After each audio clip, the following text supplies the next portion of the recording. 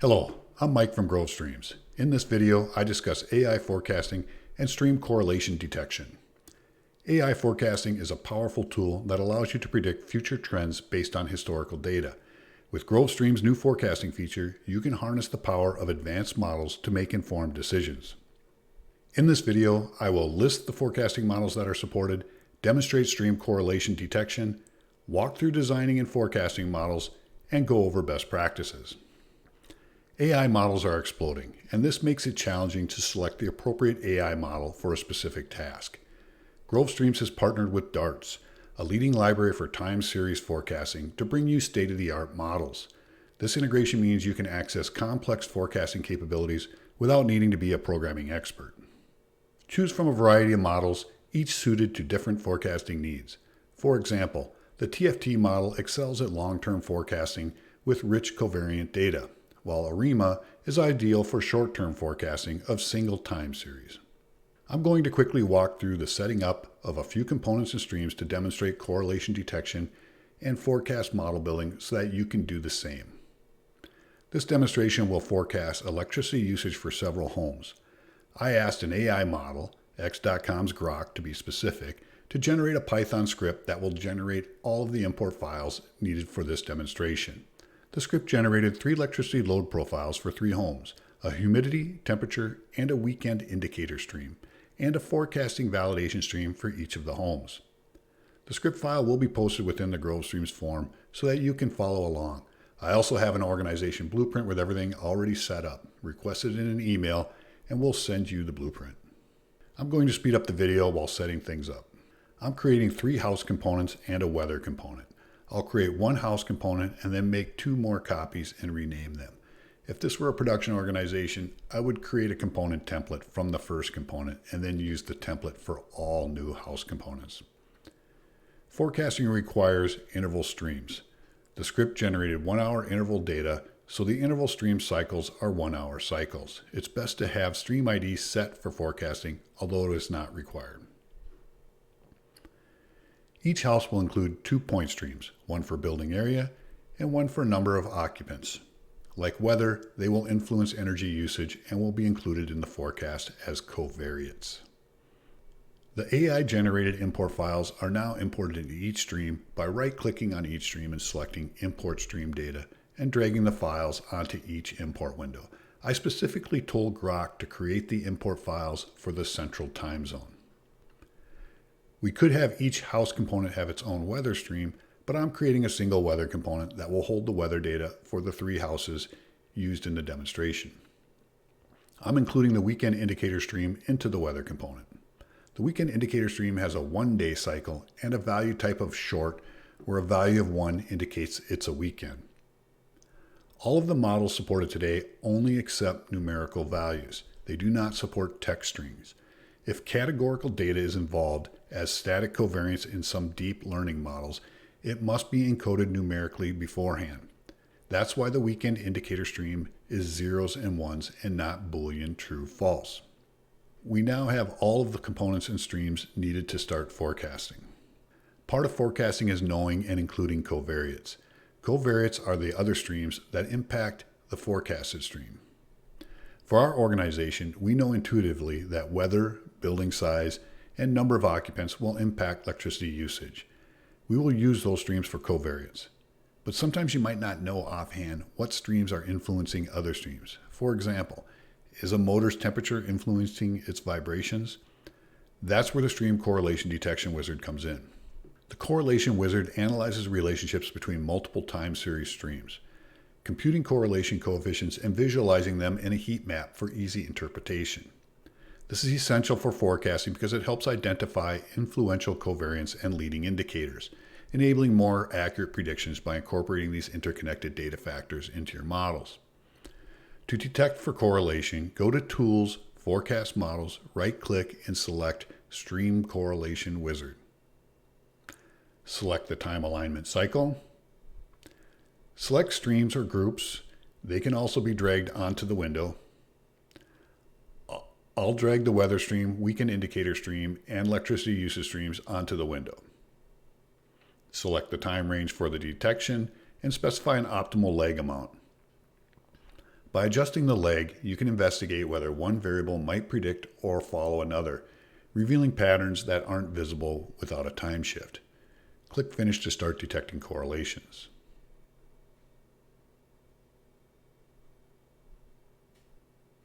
A value of 1 indicates a strong positive relationship. -1 indicates a strong negative relationship, and 0 indicates no relationship. Values closer to 1 or -1 indicate a strong relationship. The heat map is definitely showing correlation between electricity usage, the weather streams, and the weekend indicator stream. Now that we know our covariance, we can start designing and forecasting a model. There are 3 ways to do forecasting. 1. By doing a quick forecast. 2. By using the forecasting wizard. 3. By directly creating a forecasting model and saving it. Let's go over each. Quick forecast uses profit. It uses the default hyperparameters with no covariance. It will forecast into the future the same amount of intervals that exist for the stream. Right-click the stream and select Quick Forecast. The second way to do a forecast is by using the Forecasting Wizard. Select the Tools tab, right-click on Forecasting Models, and choose New Model from Forecasting Wizard.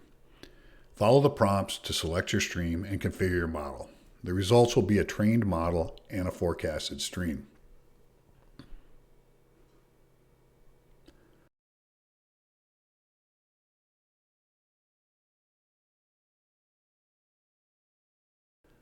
The third way to do a forecast is by creating a forecasting model manually. The wizard is a quick and easy way to get started. Alternatively, you can work directly with the forecasting model for more advanced customization and control over hyperparameters. Simply select the Tools tab, right-click on Forecasting Models, and choose New Forecasting Model. The Forecasting Model Builder gives you full control over your forecasting process. Choose to train and forecast at the same time, train only, or forecast only, depending on your needs. The Model Builder is designed for both development use, where many revisions can be made while finding the optimal configuration, and for production, where a model can be scheduled to continuously learn and forecast as stream data arrives and the new components come online. Start by naming your model and adding a description. Select your desired forecast model from the drop-down and configure the time alignment cycle and maximum runtime. Maximum runtime is in seconds and prevents long CPU runs, which could add to your monthly costs. We do not charge for forecasting today, but we will start charging for forecasting in the future when CPU demands require it. Certain configuration options will become available or not available depending on the forecasting model chosen here. For example, some models do not support future covariance. The Future Covariance tab will be disabled when those types of models are selected. On the Train tab, specify your training range, the date to train from. If you already have a trained model and want to continue its training, specify the ID of the component that contains the file streams with IDs TransModel PT and TrainedModel CKPT. These 2 file streams will hold the trained model. Enter the component ID where the newly trained model will be saved. Enter the same ID as the input trained model above to replace it after each training. Click the Save Training Inputs option to save all the configuration information and stream data used for training into a file stream. It is mainly used for diagnostics. Select the Target Streams tab and select one or more streams to train from. Streams can be dragged and dropped. Stream groups can also be added here so that new streams will be picked up automatically for future training. For this example, the house electricity usage streams are selected. Past covariance streams have historical data that influence the target. I'm adding the humidity, temperature, and weekend indicator streams. Future covariance streams have known future data to enhance predictions. A good example is forecasted weather streams and a holiday indicator stream, which can influence other streams such as energy consumption. Static covariance only have one sample or number that is used for training. I'm using point streams, building area, and num occupants since point streams only hold one value. Regular or interval streams could be used here too, and when they are, only the last value in the stream will be used. What are the target stream ID fields used for? When it is left blank, the covariance stream will be applied to every target stream. If it is set, then it will only be applied to the target stream with the entered ID. So for the weather streams, it was left blank. Each weather stream will be applied to every target stream. Sometimes we want to use one covariance stream for all target streams. We've configured our training to do that here. One temperature stream will be used for all target streams. What if we wanted to configure it so that each house component has its own unique weather stream? We can do that too. The TFTModel training engine will look at the covariance stream ID, not to be confused with the target stream ID field I just discussed a bit ago. And if the target streams component has a stream with the same ID, it will use that stream. So we could create a temperature stream for each component if we want to use unique temperature streams per house. Given that, for the static covariance, we only need to drag the static covariance for one component. The forecasting engine will recognize that each component has its own building area and num occupant streams with the same IDs and will associate those streams to the target stream in the same component. Most models support hyperparameters. They can vary by model. We include the most common ones for each model with default values. You can adjust the values or add new hyperparameters. More information on specific hyperparameters can be found on our help pages or within the Darts online documentation.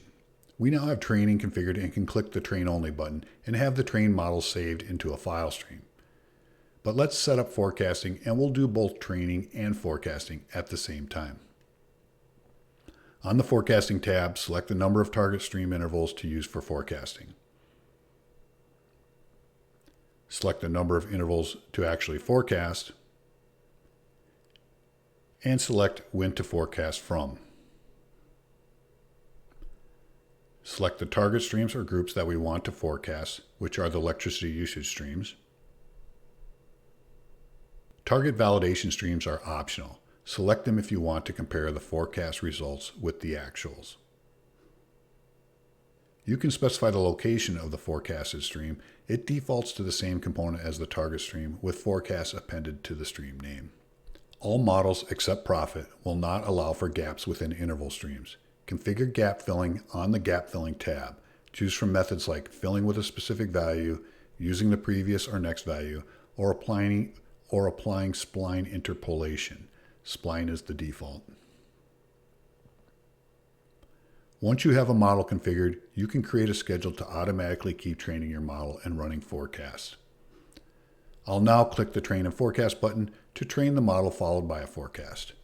We only have a few streams with a few weeks of data, so the runtime will only take around 20 seconds. Today, training only runs on a few cores on a single server. This is good enough for a small number of streams. Larger number of streams will require clusters of servers with AI hardware to speed things up. We're not investing in that kind of hardware until a customer is ready for it. Contact us if you are requiring faster training and forecasting times. The Last Run Information tab will contain information about the run. Click the Refresh Results button to get the latest results. If validation streams have been set up, then the Model Metrics tab will contain validation metrics. The last Error tab is useful to see any errors generated during a run. Errors are also logged into System and Job Notifications. The Graphing tab allows for quick comparisons of streams involved in the training and forecasting. Select the streams to be graphed together and select the Graphing Selections button.